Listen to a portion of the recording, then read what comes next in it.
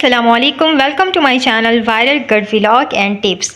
तो ये देखें, आज हम फजीता स्पैगेटी बनाने वाले हैं, जिसमें हम चिकन ऐड कर सकते हैं, डिफरेंट किस्म की वेजिटेबल्स भी यूज़ कर सकते हैं। ये देखें, बहुत ही ज़बरदस्त ये रेसिपी है और इसके साथ हमें ये मसाला भी दिया गया है इसके साथ। ये देखें पास्ता का।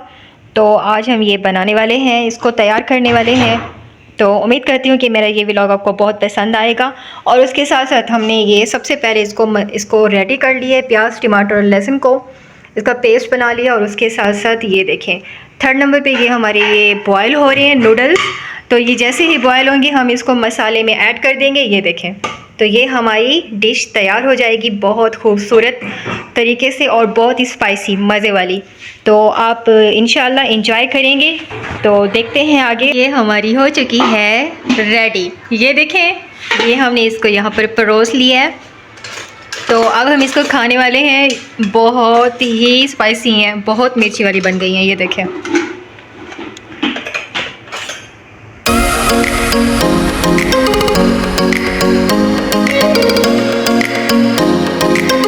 देखिए हमारी नूडल्स तैयार हो चुकी हैं। हम इसको खा रहे हैं, जिसको खाना है वो भी आ जाए।